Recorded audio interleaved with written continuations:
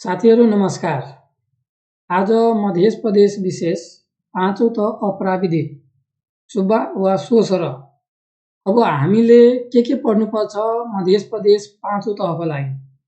सबैभन्दा पहिले हामीले सङ्घको सुब्बाको सिलेबस 100% पुरै पढ्नुपर्ने हुन्छ र थपमा हरेक प्रदेशमा केही सिलेबस थप गरिएको छ र मध्य प्रदेश पाँचौं तहमा पनि फर्स्ट पेपर, सेकेन्ड पेपर र थर्ड पेपरमा केही टपिकहरू थप गरिएको छ।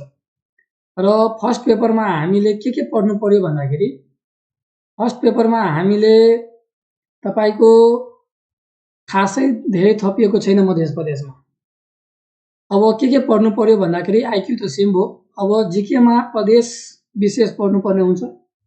त्यसको लागि प्रदेशमा कति स्थानीय तह छ, नगरपालिका कति, गाउँपालिका कति, महानगरपालिका कति, उपमहानगरपालिका कति छन्, ठुलो गाउँपालिका, सानो गाउँपालिका, ठुलो नगरपालिका, सानो नगरपालिका, यी हामीले पढ्ने।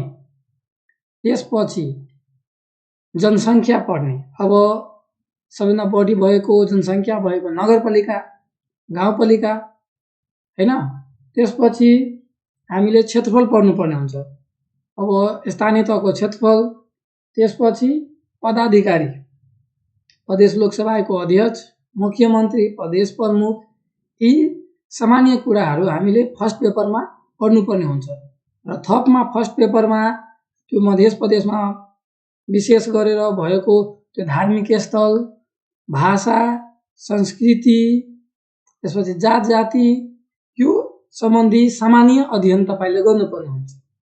र मध्य प्रदेशको क्वेशन हेर्दाखेरि फर्स्ट पेपरको तपाईको विगतमा खासै प्रदेश विशेष सोधिएको छैन। सङ्घको सिलेबस पढ्नुभयो भने मजाले हुन्छ। 2-3 वटा प्रदेश विशेष फर्स्ट पेपर सोधिन्छ। र सेकेन्ड पेपरमा तपाईको 15 देखि 20 मार्क सेकेन्ड पेपरमा प्रदेश विशेष सोधिएको पाइन्छ। त्यसको लागि हामीले दोस्रो पत्रमा के पढ्नु पर्यो भन्दाखेरि यहाँ दोस्रो पत्रमा थप अध्ययन गर्नुपर्ने विषयवस्तु छ। हामीले के पढ्नु पर्यो भन्दाखेरि यो टपिक तपाईको थप गरिएको छ। प्रदेश नम्बर 2 अर्थात् मध्य प्रदेश निजामती सेवाको गठन, पद पूर्ति गर्ने तरिका, प्रक्रियाहरू, सेवा सुविधा, आचरण, सजाय र वृद्धि विकास सम्बन्धी निजामती सेवा ऐन र नियमावलीमा भएका व्यवस्थाहरू। अब ऐन कुन हो, नियमावली कुन हो भन्दाखेरि प्रदेश निजामती सेवा ऐन 2077 र निजामती सेवा नियमावली 7980 पढ्नुभयो भने, यो दुवैमा पढ्नुभयो भने गठन, पदपूर्ति तरिका खासमा सङ्घ जस्तै हो, तर केही कतै केही चेन्ज गरिएको छ। यो हेर्नु होला, यो ऐन डाउनलोड गरेर हेर्नु होला। त्यसपछि एउटा छ, त्यही हो, यो जुन ऐन छ त्यही हो यहाँ पनि। प्रदेश नम्बर 2 निजामती सेवा ऐन 2077 हो। यो पढ्नुभयो भने माथिको त्यही हो। अर्को थपमा हामीलाई पढ्नुपर्छ लोक सेवा आयोग ऐन 2076 र नियमावली 2078। अब तपाईँ प्रदेशगत रूपमा हेर्ने हो भने जुनसुकै प्रदेशको इक्जाम हामी दिन्छौँ भने प्रदेश निजामती सेवा ऐन नियमावली र लोक सेवा आयोग ऐन नियमावली प्रदेशको पढ्नुपर्ने नै हुन्छ।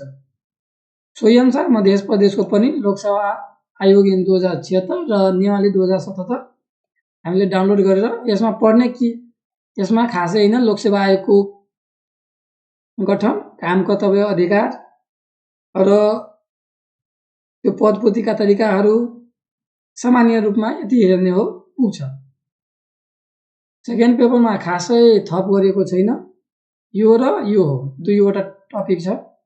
दुवै भनेको निजामती सेवा ऐन नियमावली र लोकसेवा आयोग ऐन नियमावली प्रदेशको।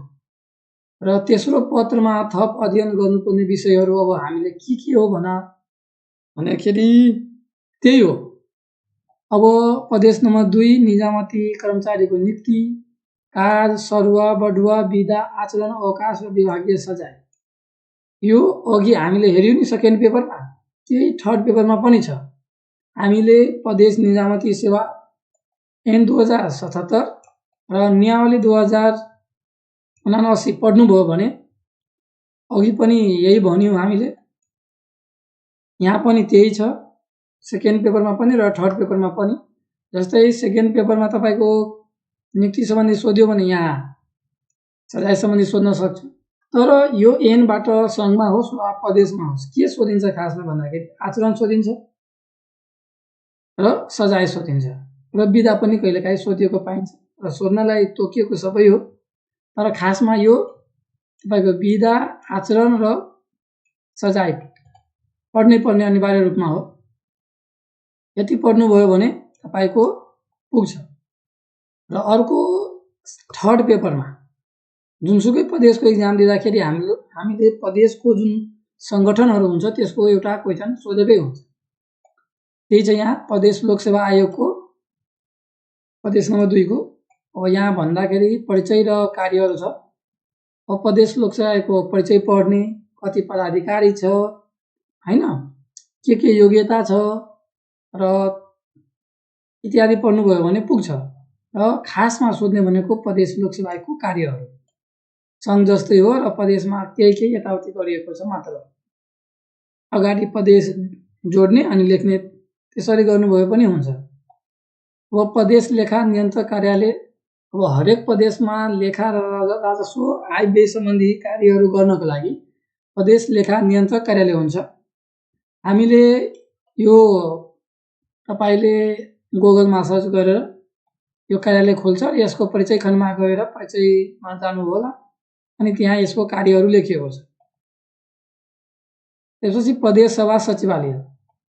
अब यसमा के बुझ्नु पर्यो भन्दाखेरि जस्तै हामीले सङ्घमा छ सङ्घीय संसद सचिवालय।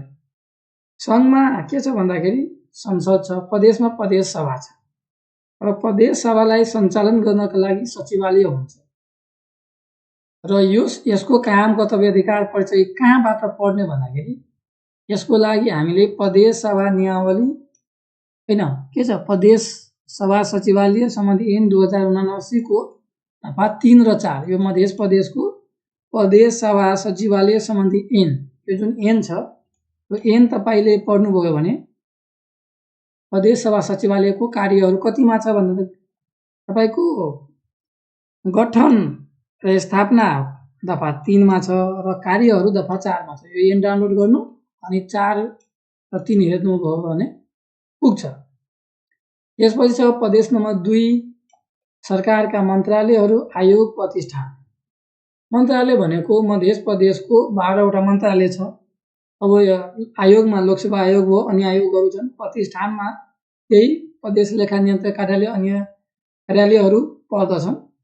अब खासमा मन्त्रालयहरूको लागि हामीले कहाँबाट यो मन्त्रालयहरूको काम, कर्तव्य, अधिकार पढ्ने भन्दाखेरि मध्य प्रदेश सरकार कार्य विभाजन नियमावली 2080 छ। यसमा 12 वटा मन्त्रालय छ र कुन खासमा पढ्ने भन्दाखेरि अर्थ मन्त्रालय, मुख्यमन्त्री तथा मन्त्री परिषदको कार्यालय। यसपछि एउटा दुईटा अझै पढ्नु होला खासमा, 2 वटा त्योबाट सोध्ने हो र सिलेबसमा पनि यही थप गरिएको छ। मध्य प्रदेश सरकारका कार्य विभाजन नियमावली, मैले यो नाम लेखिदिएछु अघि नै। यो नियमावली तपाईबाट एउटा न एउटा सोधिन्छ नै। र अर्को छ प्रदेश नम्बर 2 सङ्घीय संसद सचिवालय सम्बन्धी ऐन तथा नियमावली।